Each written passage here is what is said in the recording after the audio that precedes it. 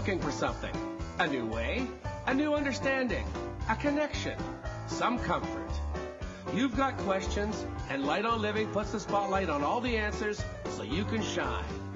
Lift and lighten the load of life's challenges and learn simple and easy ways to live a healthy, happy life. You'll gain insight and start to see things in a new way that motivates you. You're invited to hear new, see different, and feel more as Lisa shines the light on living.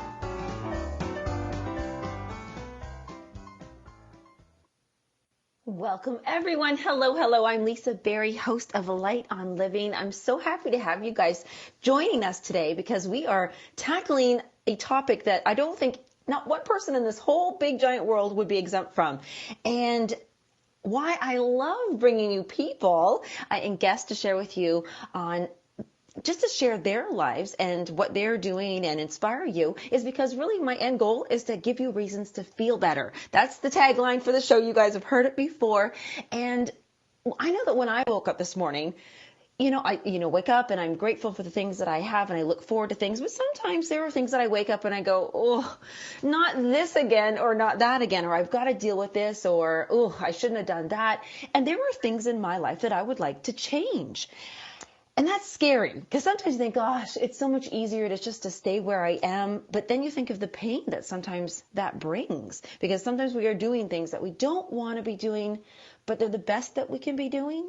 And right now, this is the time of the year that we're all thinking about how can I have a better year next year? How can I feel better? Really, that's the thing. So I'm bringing today an awesome guest. I'm so in awe of the strength and courage that my guest has had to find within himself and then find the support because he himself is a transformation coach. He's a personal trainer. His name is Phair, and he is here with us today and sharing with us incredible stories and strength and courage. So welcome, Corey. Thanks, Lisa. Hello. Corey, this is a big thing. Do you share that belief that, a lot of people wake up and think, God, I really want to change this, or I want this better in my life, but then they can't, or they don't know how? I think there's a lot of factors that go into that. Fear of the unknown, fear of their own potential, so used to being comfortable the way they are. And, everyone's different. Everyone's got a different story, a different situation. And I just know for me, I always had an excuse for everything. I suffer with chronic pain. After my surgery, I got addicted to pain pills and then got really bad depression and anxiety. And I just got, comfortable living such a miserable life. And it just all depends. Like I said, everyone's got a different story, a different situation. And, you have to become accountable for your actions or nothing will ever change. And August 11th, 2018, that's the day I looked in the mirror and realized that I was the cause of all my own problems and took back the control. I love that. That's actually something you said was so powerful right there. You got comfortable living a miserable life. And I want to go into that story a little bit because when you say, getting comfortable living a miserable life, when we are living a miserable life, do we know it? Or I know everybody's a little bit different, but did you know that you were miserable, or did you just think this is how I'm living?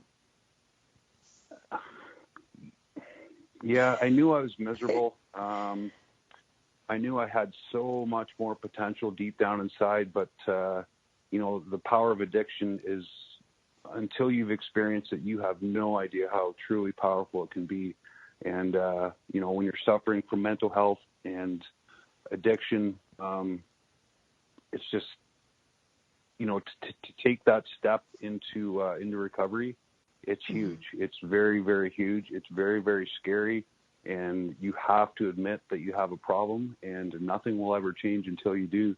But taking that first step, like admitting that you're powerless over your addiction, that's very, very scary, and that's a very huge step to take.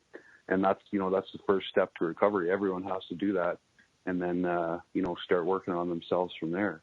Well, did you know you were addicted, or did somebody tell you? Yes, I knew years ago that I had a problem. I knew deep down inside that I had a problem, but I never, like I said, I never admitted it to myself like I did on August 11th, 2018. Was this the thing that I like that you said, you had an excuse for everything? And because I think the excuses at the time seem very real to us. Like, no matter what our addiction is, those excuses are like, no, this is why. And it feels so right. It doesn't, like, at the time when you're making quote unquote those excuses, are that you're validating it. But are we hanging on to those excuses? Like as a drug addict, we rationalize everything. So for me, again, it was like, well, I'm depressed, so I'm going to get high. I have anxiety, so I'm going to get high. I have chronic back pain, so I'm going to get high. Just an excuse for everything. And that's why nothing ever changed for me. And, so many people are like that, whether they're struggling with, their weight, or they hate their job, or they hate their relationship. They just get comfortable there and they come up with excuses, not to change. And they're just shooting themselves in the foot by doing that. Like, you have to take a really good, hard look at your life and, accept whatever your situation is and make some changes. Did you love yourself through it, like, before? No, absolutely not. I hated myself. And yeah, people struggling with addiction, whether it's drugs or alcohol, you do not love yourself. And now that I'm, happy and healthy and clean, I do love myself. So, I go to the gym, I eat healthy, I read, I journal, I help other people. It's just, being positive and productive all day long, because I do love myself now. Back in addiction, I still did some of that stuff, but I poisoned my body with the drugs, and that is not loving yourself. Yeah, and I want to share with everybody that you've been a personal trainer for about 15 years. So you literally were, doing these wonderful things for your body, going in and working out and keeping strong, and motivating others. Yet you had this non-self-love going on in your own world. I know, like, they often say that we teach what we need ourselves. And do you find that you were offering a lot of like love and support to other people's because you so badly wanted it, or how'd that work out? No, not really. In my addiction, I isolated myself big time. Like, I have family and friends who know now that I'm in recovery that they had no idea that I was a drug addict. I would just hang out by myself in my house and isolate myself. And, that was my life for several years. Even to go out to the gym or to the grocery store or just out in public, like, I had a ton of anxiety, and it was because of the drugs. And, that's why I isolated myself for so long. But, I started working out when I was about 18 and fell in love with it right off the bat and just became hooked, like, pretty much from the first workout. And thankfully that has been, one of the main things in my life that has remained constant over the years. And I still love it today as much as when I started when I was 18. And being in the gym, it is by far my best therapy. And if I didn't have that in my life, I have no idea where I'd be at. Like, even in the depths of my addiction, being really, really depressed, really bad anxiety, like, I would still work out. I did miss some workouts because of my mental health, my addiction, but not that many. And it definitely pulled me out of some very, very dark times. So there's two things huge in there. We'll talk about how can somebody try, like, identify that they are having an issue. Maybe, like, number one of them might be isolating themselves, like, just to be able to do their choice. They're eating, they're overeating, they're binging, they're drugs, they're like anything, like they're isolating because they don't want people to know. But I love that you said, like, the workout was your therapy. And how important is it to always just at least maintain one form of something that's good for you, no matter what kind of addiction you have? Like, scale 1 to 10, I know you're going to say 10, but, like, what does that do for you to be able to have something, even if you're in the middle of addiction, that can help you pull you out of it? Yeah, and that's one thing I talk about a lot when I'm coaching is, there's so many things in life that we can all be passionate about. I got lucky. I found my passion in helping other people after I got clean. I did a Facebook post about my mental health and getting clean, and that's I all of a sudden got all these positive messages, and it was like, holy cow, this feels good. I might be onto something here. And basically, that's how all this got started.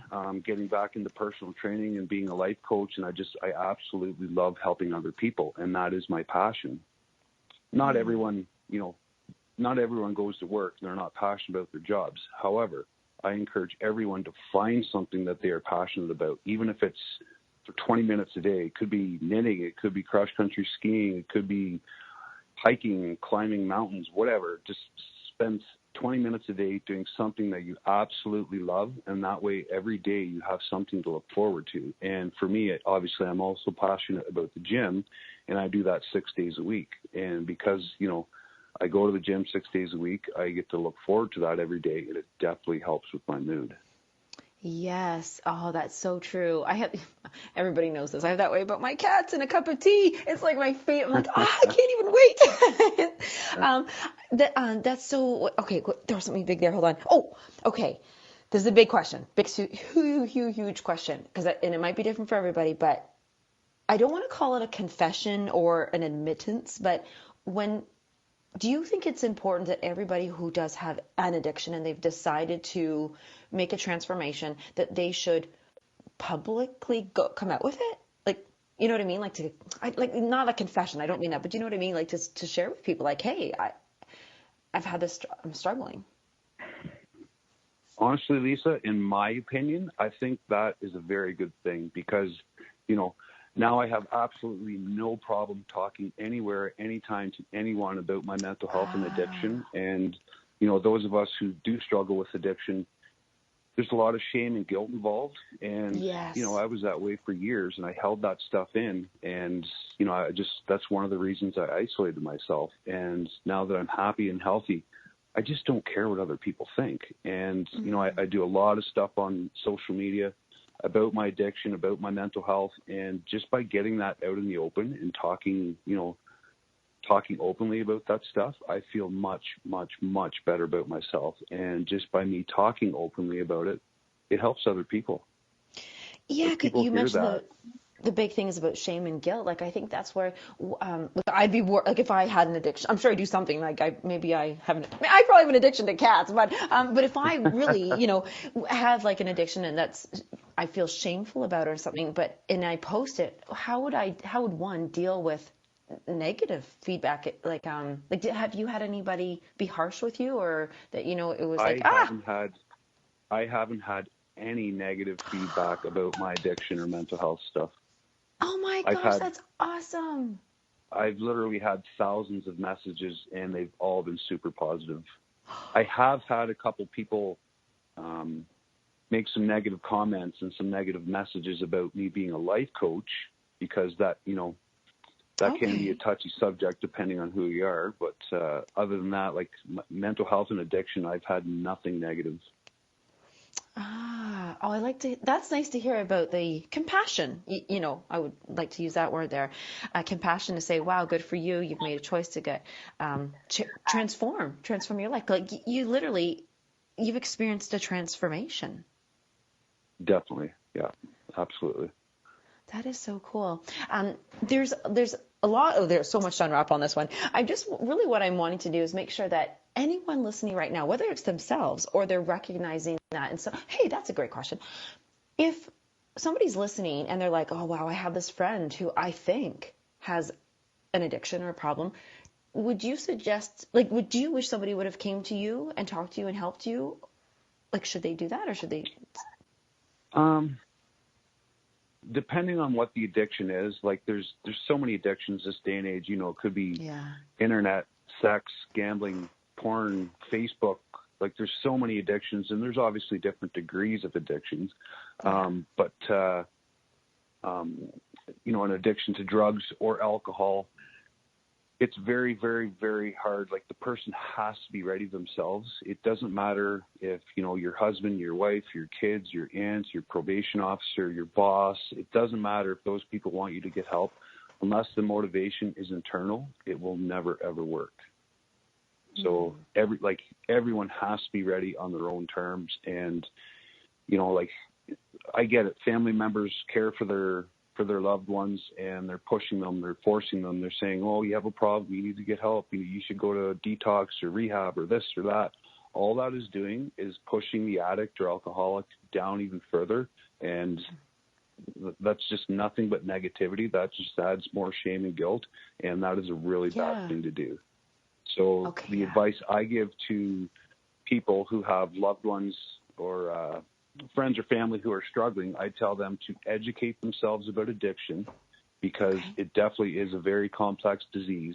Educate, like, find out everything there is to know about the addiction, and then find out why their loved one is struggling. Really try to understand why they are doing the drugs or alcohol, because as alcoholics or addicts, you know, we're hurting inside, and we do the drugs, we do the drinking to cover up the pain.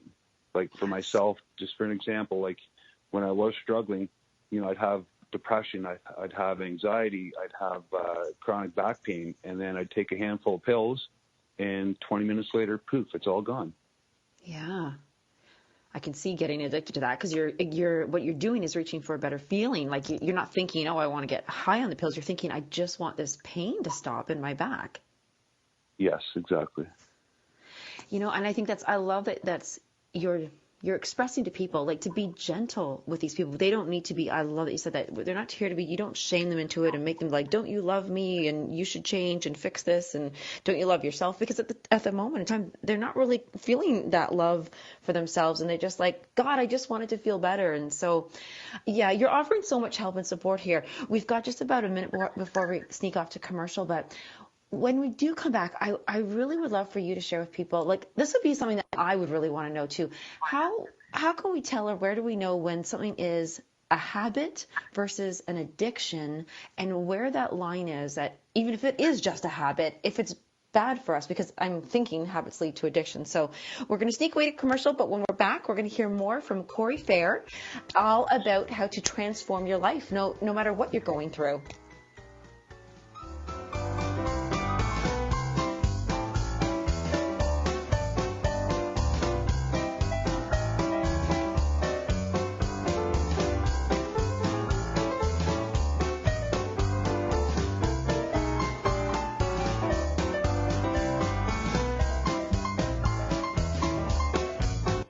The best of the holistic, spiritual, and conscious world.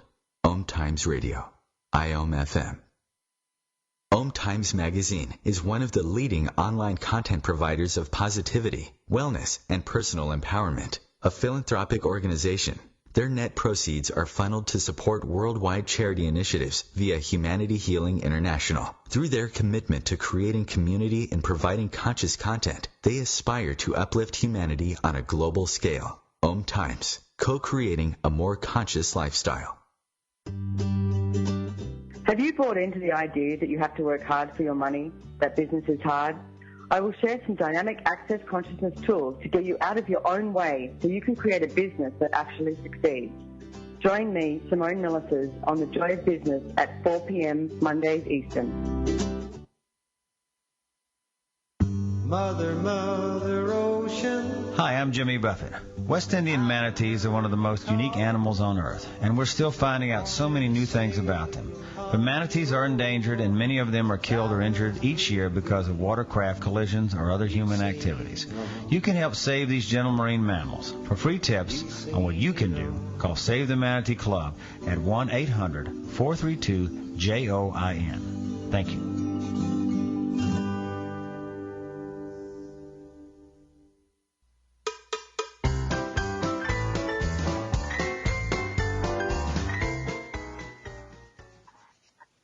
Hi guys, we're back here with Corey Phair. I'm your host, Lisa Berry. You're listening to Light on Living. And really this show really is about living. Like, come on, I gotta brighten up and live and just really be shiny and happy. And I love that, Corey, your story is taking us to a place where it's raw, it's honest, and not only are we talking about just drug addiction throughout the show, but we're also going to talk about food addiction and stuff. Because Corey, my question I really am so excited to ask is, and we'll get why. But there's addiction, and then there's habit, and I'm trying to find that there's a fine line between the two because, and I'll share with you why I'm asking this mostly is because there's a big social acceptance now around quite a few different drugs and wine and drinking and all that kind of stuff. Taking Tylenol, like it can become a lifestyle and socially accepted. But how do we know when it really is a habit or an addiction? Yeah, that's a good one. I think when a habit starts to become negative, then it's an addiction. Oh, I like that. When it's starting to affect your life in a negative way, then obviously that's not a good thing. Let's just take food for example.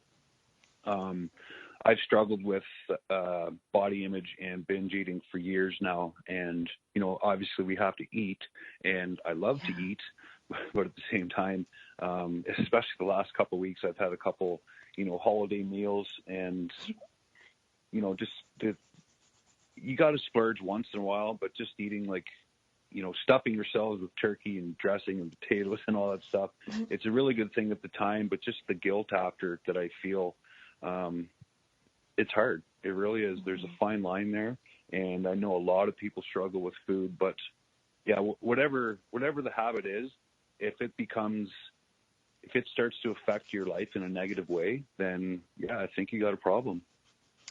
That is a great way to say that. I love that. And oh wow, did you ever touch on a tough one? Because I never thought about somebody with a food addiction. It's not like with alcohol. We don't need to have alcohol every day. So when we're choosing to have it, you can stay away from it, right? But food, that's probably one of the toughest ones because we do have to eat. And so you're being forced with dealing with possibly this addiction or this, love affair that you can't stop while still having to eat. That is so hard. Oh my gosh. So can you share with us your journey with food lately? Because you literally, again, transformed. You are a transformational coach because you've just done something crazy, hard, I would think. Share with us what you just did with your food and that journey. Well, I can definitely identify where my body image and binge eating came from. When I was little, growing up, I got picked on a lot. And then when I got into high school, I hit a growth spurt and started working out shortly after high school. And then I got bigger, and then I never got picked on after that. However, the damage was already done. So that led to me having body image issues, wanting to be, big and strong and tough looking and intimidating so people wouldn't mess with me because of how I got picked on when I was young. So that's the reason for my body image. And then the binge eating ties into that a lot because, I like to look a certain way. And if I, peg out on McDonald's and pizza, then I gain body fat and I don't have that look that I want. So it's a fine line. I do eat healthy 99% of the time, but every once in a while when I, if I'm in a bad mood or I'm definitely an emotional eater. So I'll peg out on something to remove that feeling, and then I end up feeling even worse because of the stress or the guilt that I add to myself for eating that, right? Yeah. And I know that's very, very common. That's why the food or the term comfort food is there, right? Because we eat to get rid of those feelings and to feel a certain way. And then it backfires, 20 minutes later, we feel like crap from eating the food, but it's even worse inside of our heads from the guilt. Yes. You're making me really think about people who buyer's remorse. And I was just thinking it's only not because sometimes some people go shopping, like instead of eating, their therapy is shopping, but really they didn't have the money in the first place, so they're going into debt. So it's even into our habits financially. But the guilt is really big, isn't it? Shaming and guilt. Why are we so hard on ourselves? It's so, I wondered, it doesn't feel good. So why are we doing it? What causes that? Yeah, that's a tough one. We are definitely our own worst enemies. And, for myself, ever since I was little, I've been really, really hard on myself. And, especially in addiction, when I did hate myself, I was the way I talked to myself, it was not pleasant at all. And, most of the population is like that, and unfortunately that's just human nature. But now loving myself, the self-talk I have now is all good and positive, and just goofy stuff. Like I look in the mirror and I do mirror work, like just talking to myself, and I have sticky notes all over my house and in my mirror that I read on a daily basis, and that all helps with a positive mindset. And some people, that sounds kind of goofy, but it absolutely works, especially if you have low self-esteem, which I used to have big time, right? Stuff like that, it really does help. And if you can change your thoughts, that changes everything. The world's not going to change. You have to change. Yeah. I love that when we're talking about, being hard on yourself, and you kind of just made me come up with a word when I was thinking about that. I was like, it's because we either place expectations on ourselves, or we believe others have placed those expectations on us, which nobody even has the right to do that, but we give them that power. Like when people are being bullied or picked on, other people are expecting you to respond or react or be better than you are, and then we hold ourselves so accountable to what we think other people want from us, and you can't live up to that, right? Like it's really neat that you talk about. I love the word. The term self-talk, because that's really all there is, right? Like it's what you're saying to yourself about what other people are saying, about what you're thinking. It really is paying attention to. Is that where you started? Would that be the first thing you started with, or did that not come till later with the self-talk and the positive languaging? As soon as I quit the drugs, I'd say within a couple weeks, my thinking just completely changed. Like it used to be extremely negative. And then, stopping the drugs, it took a couple weeks to kind of get all that out of my system. And then day by day, it just got better and better. Like everything got better. And then I've done so many therapies and counseling, and I've become obsessed with personal development. And, just doing everything I've done, it has just completely changed the way I think. And, the negativity just does not exist in my life anymore. Even negative people, like I've had to cut out a lot of toxic people from my life, and it's been hard, like some really, really close friends. But at the end of the day, it is worth it. They're just, everyone in my life, they're happy, they're healthy, they're positive, they help lift me up, they support me. And if you don't fit that bill, you're just not going to be in my life. And unfortunately, so many people out there struggling, birds of a feather flock together. If you hang out with a certain crowd, well, what do you think is going to happen to you, right? Like you're just going to be you're going to be held down. Nothing's going to change. You have to change those people you associate with. So that's been huge. I honestly think that could be a workshop all on its own for people, because that is so hard. Like a lot of people have a hard enough time. I remember I would stress out. Like if I went on a date or I was dating somebody and I had to break up with them, I'd be stressing out. Like, oh my gosh, how do you reject somebody? How do you say, no, you're not going to be in my life that way? And so here you are with maybe family members, maybe your own children, your own parents, your own, spouse. And you've got to say to them, knowing what's best for you, like I can't be in your life, and you can't be in your life anymore. That, you need so much support on that. Do you actually offer, is that what part of your coaching that you would help people with to go through that? I think that's so tough. Yep. Yeah, I definitely touch on that. And it is not an easy thing to do, especially if they're family. You can pick your friends, but you can't pick your family. That is a really hard one. But at the end of the day, it is well worth it. I would not be where I'm at today if I still had the same people in my life I did a year and a half ago. That is a fact. That's powerful. Okay, that needs to be highlighted, because there's so many people listening right now, and I know that I often only am able to do some things that are hard because I know that other people have done it before me and successfully, and they've gone through those challenges, and I can use them as my mentor ahead of me. So I really want people to listen to that. Corey is somebody who literally has changed his life, and he just said if he didn't do it, he wouldn't be where he was. And that is so, so, so powerful. Oh my gosh. It's like if somebody has an addiction, if you don't stop doing that choice of thing, you won't change your life. I guess it's kind of simple in that way, isn't it? It is pretty simple. But at the end of the day, you have to be willing to put in the work. You have to admit there's a problem. And, until you do that, nothing will change. Yeah, there's so many good people out there struggling with whatever, their mental health, they're in a bad relationship, their job. But again, they just get comfortable. Their have a fear of change, fear of the unknown, fear of their own potential. There's a lot of factors that come into play, but nothing will change unless you admit there is a problem and are willing to put in the work. I love that you just brought that up about fear of your own potential. When you were still in the addicted state, did you fear what would happen if you didn't stop? Like, did you ever go, oh my God, if I don't stop, I'm going to die. If I don't stop, I'm going to lose. I don't know. It's like what was your fear? What was that motivating fear that actually said, oh my gosh, I have to stop? Honestly, Lisa, with the amount of drugs I used to do, I'm surprised I'm still here. Oh, wow.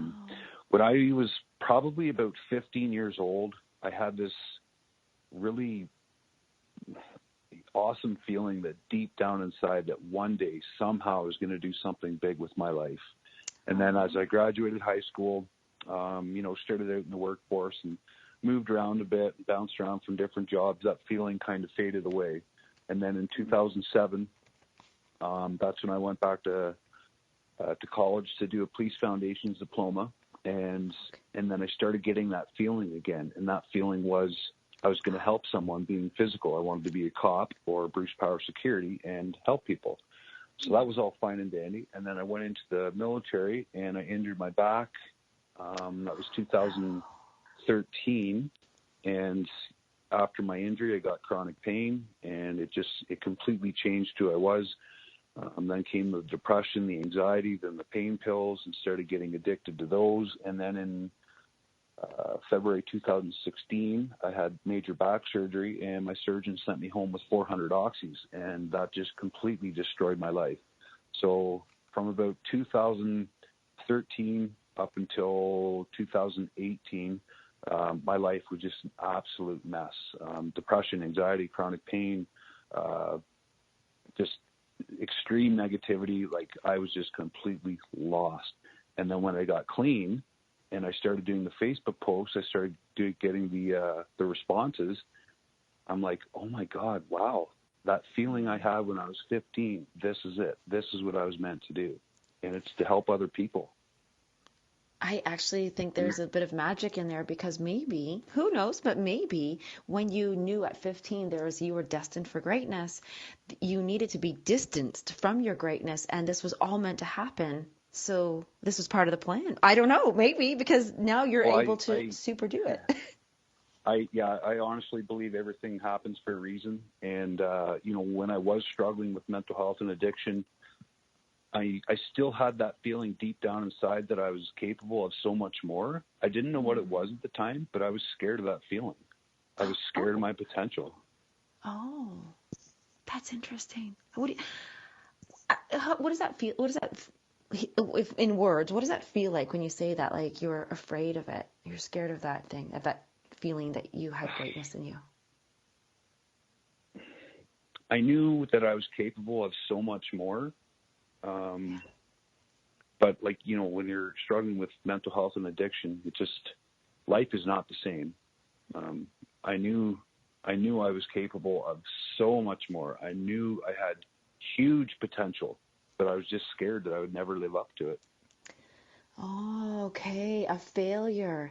That's interesting that potential and failure are kind of the opposite end of the stick, right? And what I feel like when I'm hearing from you is like, you're 15 and you're fresh and you're new and you have your whole life ahead of you and you think you're on path.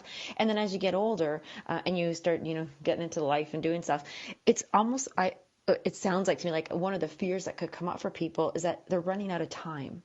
And I know that sometimes people think, I need to lose 40 pounds because my 50th birthday is around the corner or something like this. And it's like you don't want to leave this earth in this physical lifetime, at least, without having achieved something like what you were saying, like that potential that you felt inside of you. Yeah. And do you feel now that you have a whole new life ahead of you? Like, 'cause do you feel like you're 15 again? Like, oh my God, I have so much time. Absolutely. Being in recovery and, diving into personal development the way I have, I'm literally a brand new person. And, the stuff I've done with my life since I got clean has just been absolutely amazing. And, I was thinking this morning about my 2020 goals, and I've only just begun, and I'm super excited for the future. And, I just absolutely love helping other people. And, I'm living proof. Like, I come from some very, very, very dark times, and, anything is possible if you want it bad enough. And, I got a lot of friends right now who are struggling, and, everyone's situation is different, but I'm friends with a lot of addicts and alcoholics and people in recovery, and the stories I've heard, the things I've seen is just incredibly motivating and inspiring. And it doesn't matter your situation. It doesn't matter how low you are. If you are committed to putting in the work, anything is possible. And just so people can connect with this, when you say mental illness, which forms were you struggling with, and do you still struggle with those? I was diagnosed with depression in my early 20s, and then I was medicated for it, and it wasn't an issue until I injured my back, and then the chronic pain pretty much took over my life, and then I got really bad depression and anxiety from it. And I've also been diagnosed with PTSD from my addiction. Oh, wow. So, those are the main three. Oh, that's so interesting. I never would have thought of that. But you can literally, you're right, because it is a traumatic experience to be addicted to something. It is. And that's where that's where like that love and compassion, understanding, and oh my gosh, wow. I love that you said you're living proof. That's actually a product line that I just love, and I could actually smell it again when you said that. It's so funny how that's exactly how, like, traumatic things, you're so triggered by these things, and there's so much wrapped up in this. You know what, we're going to head to commercial in about 30 seconds, but when we come back, I would love for you to share with people who are listening what recovery looks like the process of it, what can be achieved in it, how does it happen, and who can help you through that part of it. So when we come back to Light on Living here with Corey Phair, all about recovery.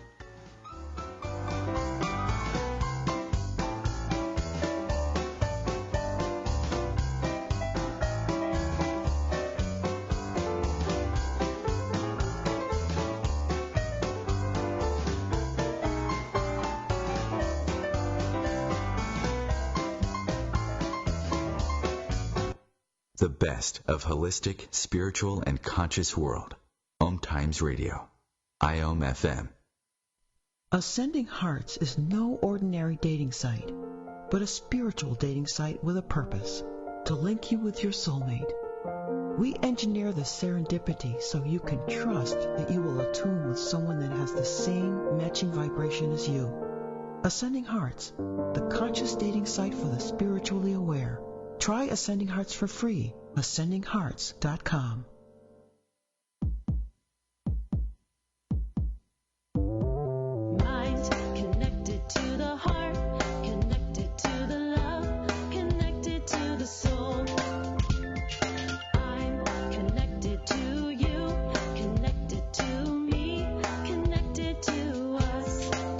The Connection app, the perfect way to get to know your partner, yourself, and love more deeply. Download and join today.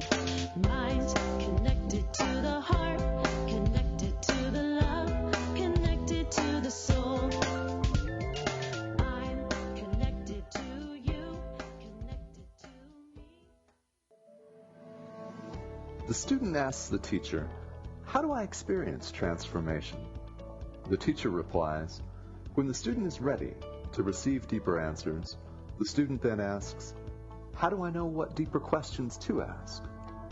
And the teacher replies, 'When the student decides to commit to a practice inviting transformation, level 2 questions will be revealed.'"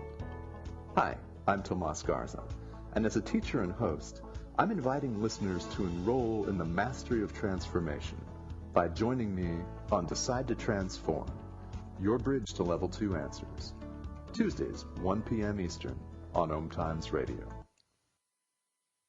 Hi, it's Olivia Munn with my shelter pets, Frankie and Chance. Say hi, guys. When I adopted them, I discovered that they both have incredible personalities. Chance's sole purpose in life is to love and to be loved. Frankie is a little bit of a scoundrel and always entertaining. They're a little bit of a lot of things, but they're all pure love. Adopt pure love at theshelterpetproject.org. Brought to you by the Ad Council, the Humane Society of the United States, and Maddie's Fund.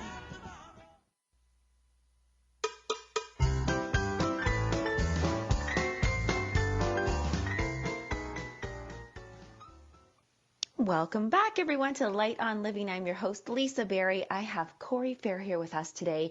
And okay, Corey, you're going to laugh a little bit about this one, but I'm a big baby. As we're sharing with everybody, Corey is a personal trainer as well as a transformation coach. And I know that one part of working out that really, I'm never going to love it. I wish I could. Maybe I need to turn my languaging around is the recovery part. Like, I love the working out part, but I know those muscles are going to be sore the next couple days. And it's like so uncomfortable. And so when we're talking recovery, whether it's from a workout, I would love to hear, how do you explain recovery? And how can we make it like look forward almost to doing it? Are you talking more about recovery with an addiction or more recovery from workouts? Well, I guess kind of in general, well, we could do both, because as a transformation coach, you deal with everything. So you're going to help people transform their bodies, their weight, their food, their mindset, whether it's from addiction or not. I mean, you're just helping people make a big change. And there is a recovery in that, because you've got to get, okay, well, can you define recovery in general? I'll talk about recovery from drugs, like in addiction first, because I think that's definitely going to be more important when we're talking about this topic. For me, years ago after high school, that's when the hard drugs started for me. But it was more just a phase of my life. It was what my friends, it was the weekend, time to go out and party. We'd do some drinking, we'd do some drugs, and it was just to have fun. And that's what we did. But those drugs, I was definitely doing more drugs than I wanted to at certain points when I was younger. But those drugs never had a hold of me like the prescription pain pills would later on in life. Now, having said that, I do, go out and party on a weekend, and then, wouldn't drink or do any drugs through the week, and then party again on the weekend. Those 5 days in between, that was abstinence. So you talk about recovery, and then you compare that to abstinence. It is two very, very different things. Wow. If you do have an addiction and you are in recovery, there's stuff inside our heads that is broken, and they have to be addressed. Like whether it's childhood trauma or a bad relationship or chronic pain or mental health, whatever it is, it needs to be addressed. And that's recovery. Like there's so many people. They call it in addiction to alcohol, for example. Let's just say there's people out there called dry drunks, and those are people who quit drinking but are not recovered. And for me, everything I've done in recovery, I'm part of Narcotics Anonymous. I go to meetings on a regular basis. I surround myself with the right people. I work the steps. I journal. I read, just, every single day. I'm positive and productive, and that's just being in recovery.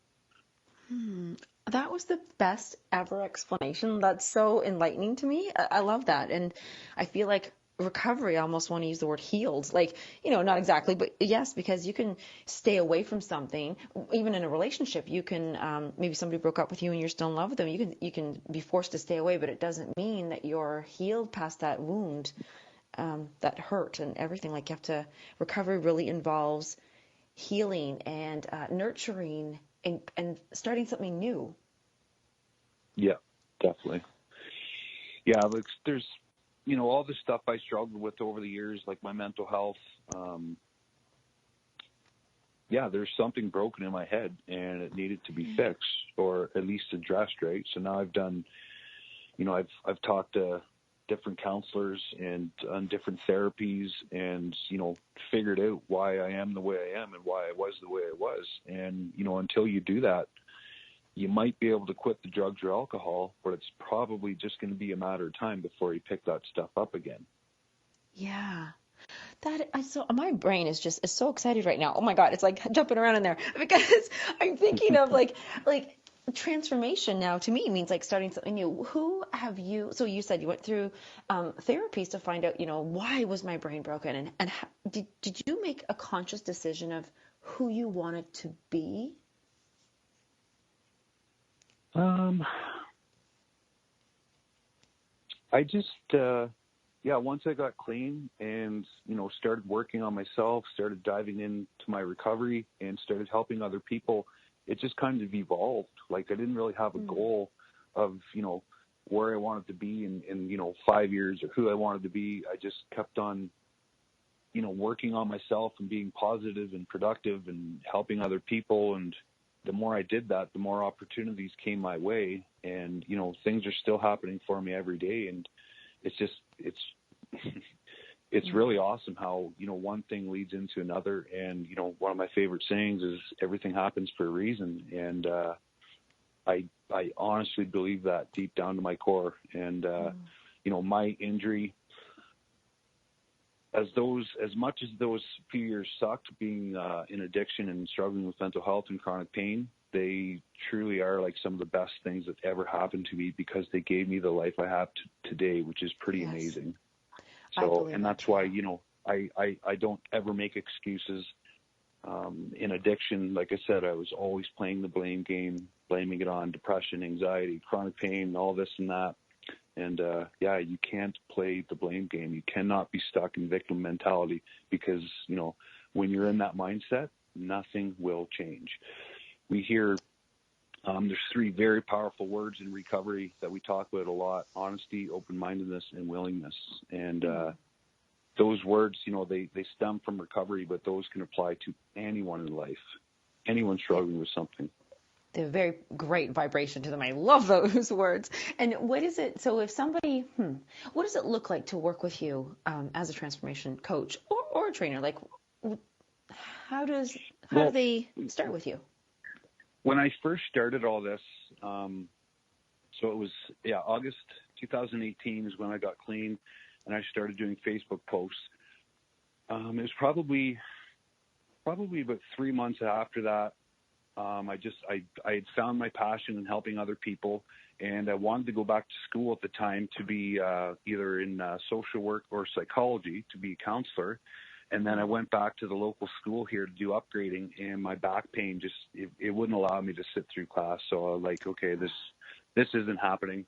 So I started looking into the life coaching stuff and did a ton of research on that. And then I picked the Certified Coaches Federation. I went down to Toronto and got certified through them. It was in March, and then I started life coaching. And then I got doing some personal training again, and then I just seen the relationship between personal training and coaching. So now what I do, like I don't focus on one or the other, I combine the two. And like a lot of the clients I work with now, we'll be working out, we'll do a set of bench press, and then we'll sit down, or not sit down, but we'll just rest for a couple minutes. We'll talk about life, and then we'll do another set, and then we'll talk about life. We'll do another set, talk about life. So it's basically, it's 50-50. It's working out and life coaching at the same time, and that's how I work with my clients. That's I love it. Actually, the name of your business, your company is Rise Up. I love the way it's spelled, by the way. So it's R-I-Z-E, right? Yes, that's correct. Rise up.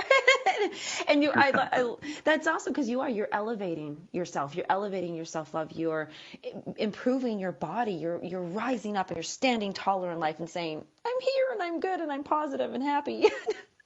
Mm-hmm.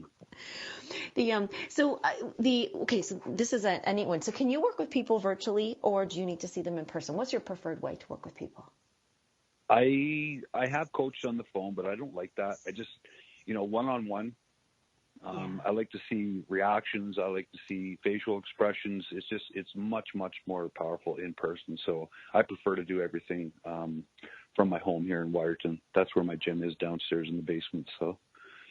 Yes, we want to share that with everybody. So if you're close to Wyerton or you're willing to make the trip, I mean, from wherever you are, but you also, what I really love about you is that you share your story so well, and you really exude that love and confidence. Oh, you're welcome.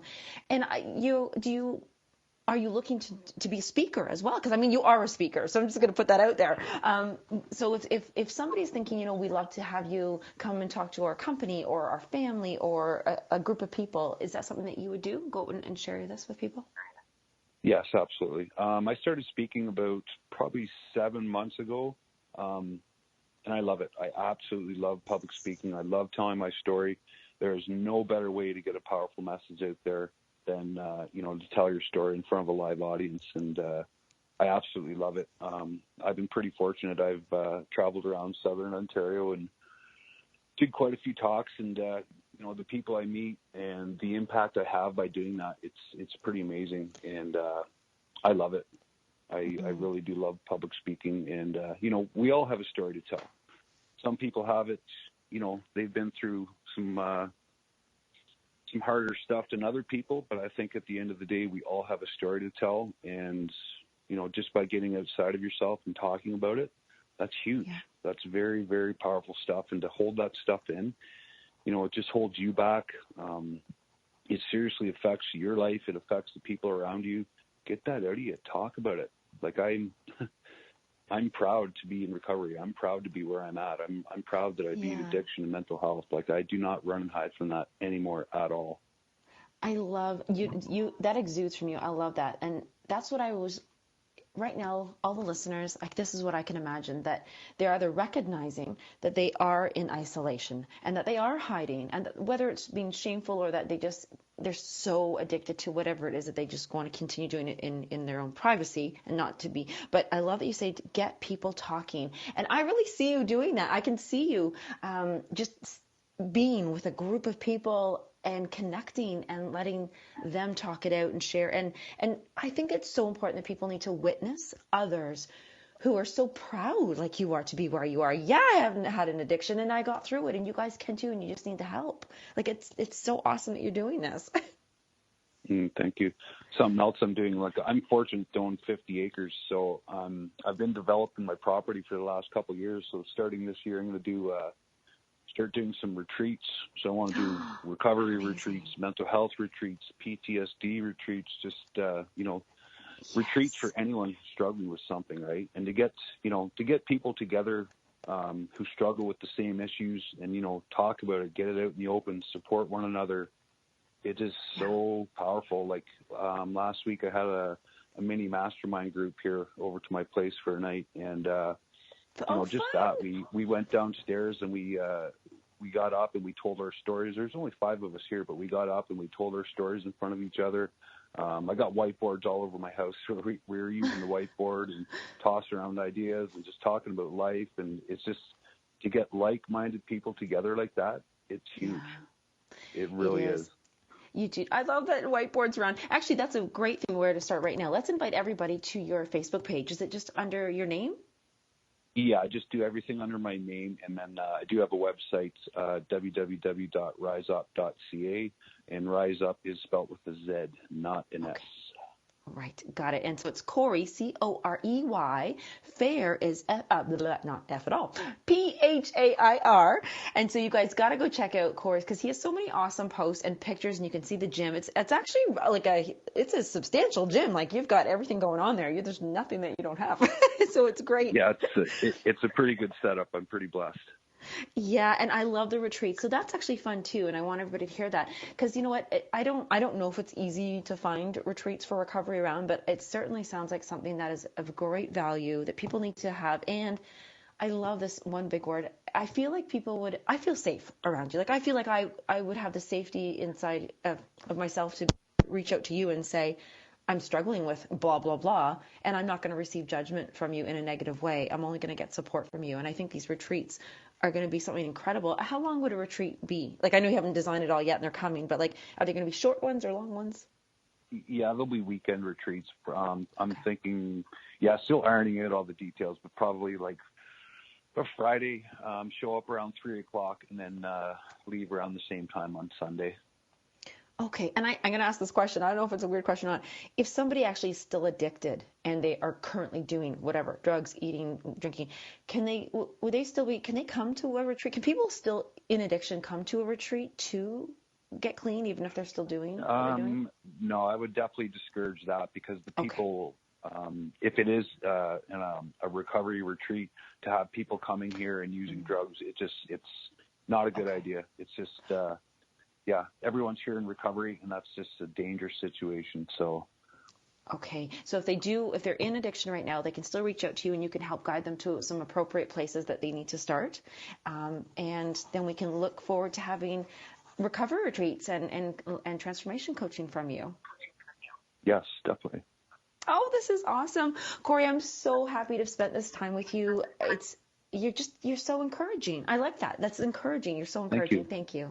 Oh, well, everybody, please go check out Corey Phair on either Facebook or riseup.ca. That is RIZE for Americans.